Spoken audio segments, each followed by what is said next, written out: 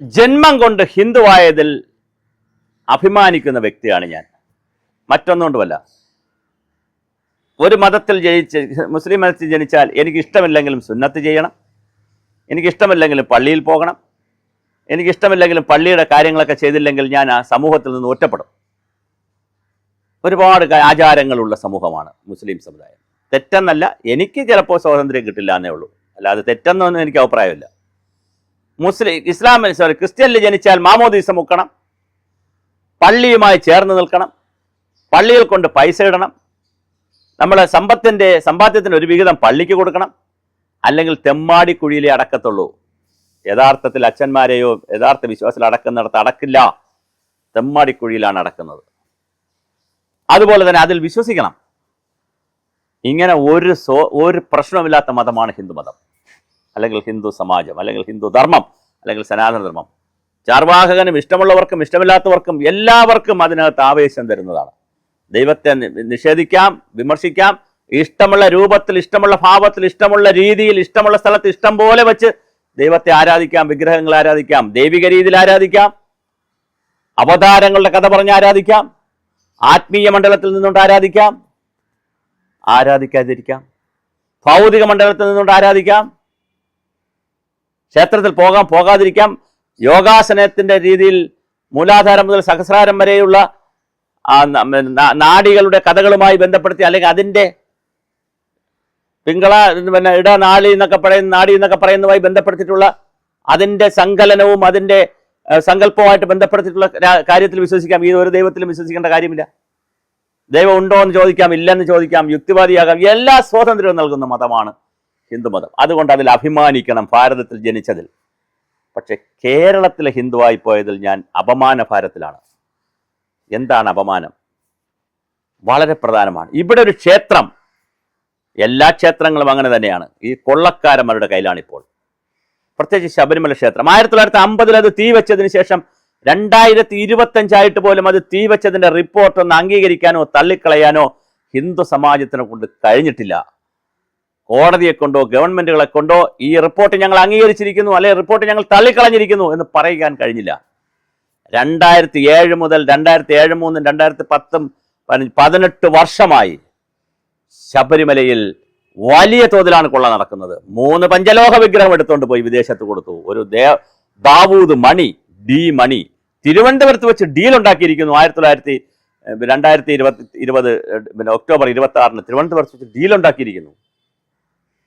അവിടുത്തെ പഞ്ചലോഹ വിഗ്രഹങ്ങൾ എടുത്തുകൊണ്ട് പോയിരിക്കുന്നു, ദ്വാരപാലക വിഗ്രഹം എടുത്തുകൊണ്ട് പോയിരിക്കുന്നു, അഷ്ടദിക്പാലകന്റെ വിഗ്രഹം എടുത്തുകൊണ്ട് പോയിരിക്കുന്നു, കൊടിമരം എടുത്തുകൊണ്ട് പോയിരിക്കുന്നു, തിരുവാഭരണപ്പെട്ടി എടുത്തുകൊണ്ട് ആഭരണപ്പെട്ടി എടുത്തുകൊണ്ട് പോയിരിക്കുന്നു, 18-ാം പടി പൂശിയ സ്വർണം എടുത്തുകൊണ്ട് പോയിരിക്കുന്നു.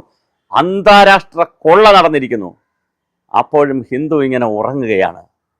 ഹിന്ദു സംഘടനകൾ വല്ലാത്ത പ്രതിസന്ധിയിലായിരിക്കാം, അവർ ഉറങ്ങുകയാണ്.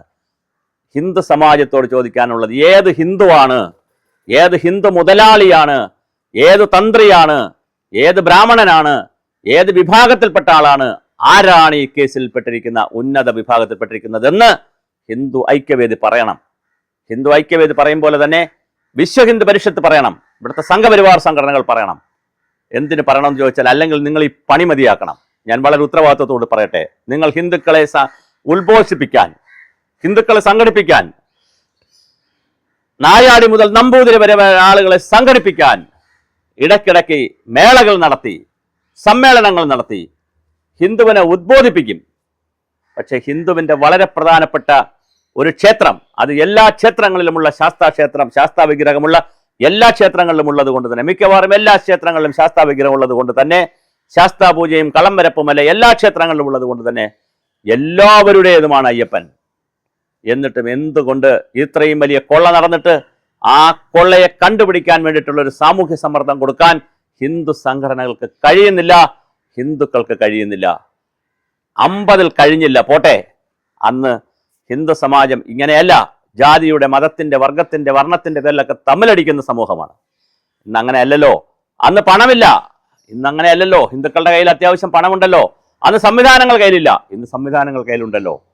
എന്നിട്ടും എന്തേ ഹിന്ദു സമൂഹം ഉണർന്ന് പ്രവർത്തിച്ച് ഒരു CBI അന്വേഷണം വേണമെന്ന് രാജീവ് ചന്ദ്രശേഖർ രാഷ്ട്രീയമായി കൊണ്ടുകൊടുത്തിരുന്ന കേസിനപ്പുറം അതെന്താവുമെന്ന് കോടതിയിൽ അറിയാം. അതിനപ്പുറം CBI ഇപ്പോൾ വന്നിരിക്കുന്നു. CBI പറയുന്നു ഞങ്ങൾ തയ്യാറാണ് ഈ കേസിൽ എടുക്കാൻ. ഇന്ന് ഇന്റർപോളിനെ കൊണ്ടുവരാണമെന്ന് നമ്മൾ പറയുന്നു. നിയമപരമായി ഇപ്പോൾ ഇന്റർപോൾ വരാൻ കഴിയില്ലായിരിക്കാം, പക്ഷെ നൈതികമായി ധാർമ്മികമായി ഇന്റർപോൾ വന്നേ കഴിയൂ.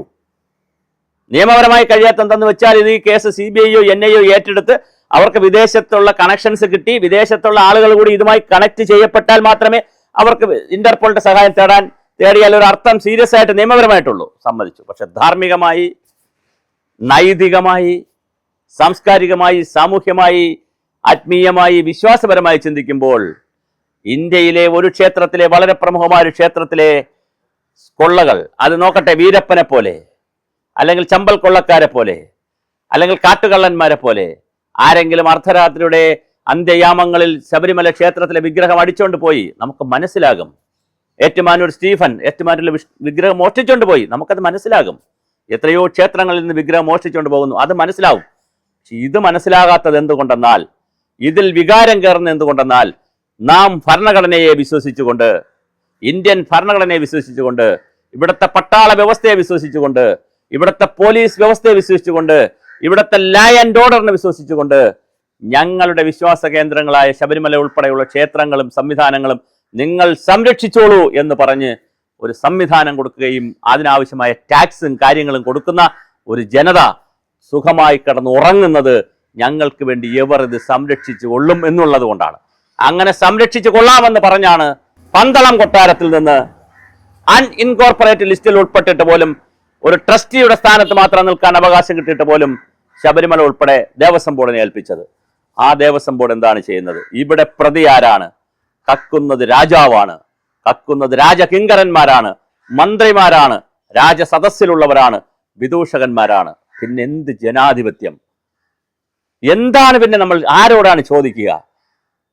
സോഷ്യൽ മീഡിയ തുറന്നാൽ ഹിന്ദുവിനെ ഉദ്ബോധിപ്പിക്കാൻ മുട്ടിന് ഹിന്ദു ഉദ്ബോധനം നടത്തുന്നവരെ കണ്ട് പിന്നെ ഒരു നിവർത്തിയുമില്ലാതെ നിൽക്കുകയാണ്. ഹിന്ദുവിനെ ഉദ്ബോധിപ്പിച്ചിങ്ങനെ മറിക്കുകയാണ്.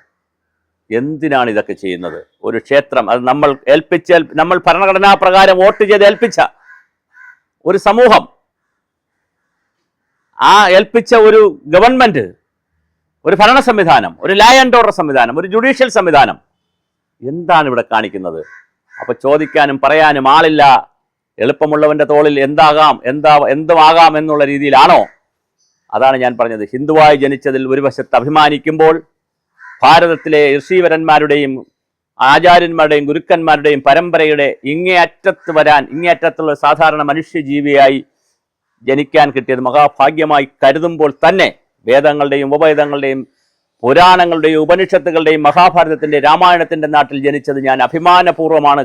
സ്വാമി വിവേകാനന്ദന്റെ, പരമഹംസരുടെ, ശ്രീനാരായണ ഗുരുദേവന്റെ, ചട്ടമ്പി സ്വാമികളുടെ, അയ്യാഗുരുവിന്റെ, അയ്യങ്കാളിയുടെ, വൈകുണ്ഠസ്വാമിയുടെ ഒക്കെ നാട്ടിൽ ജനിച്ചത്, ആദിശങ്കരന്റെ നാട്ടിൽ ജനിച്ചത് അഭിമാനത്തോടുകൂടി കാണുമ്പോൾ, ഇന്നത്തെ ഹിന്ദുവിനിടയിൽ ജീവിക്കുമ്പോൾ, ഇന്നത്തെ ശബരിമലയിലെ സ്വർണം കൊണ്ടുപോയവരെ കണ്ടിട്ടും മിണ്ടാതിരിക്കുന്ന ഹിന്ദുവിനെ കുറിച്ച് ആലോചിക്കുമ്പോൾ അപമാനഭാരത്താൽ തല താഴുന്നു. എന്നാൽ അണ്ണാൻ കുഞ്ഞും തന്നാലായതും എന്നെക്കൊണ്ട് ചെയ്യാൻ കഴിയുന്നത് ഒരുപക്ഷെ ഇതായിരിക്കാം. ഞാനത് ചെയ്യുന്നു. എന്തായാലും ഹിന്ദുക്കളെ, ജാഗ്രതയെ, നിങ്ങൾ ഉണരുക. രാഷ്ട്രീയമായ സമ്മർദ്ദമോ സമരമോ ചെയ്യണമെന്നൊന്നും എനിക്ക് അഭിപ്രായമില്ല. പക്ഷേ ഈ കേസിൽ അവസാനത്തെ തരി സ്വർണം കൊണ്ടുപോയതും എവിടെയെന്ന് കണ്ടുപിടിക്കുന്നത് വരെ ഹിന്ദുവിന് ഉറക്കം വരരുത്.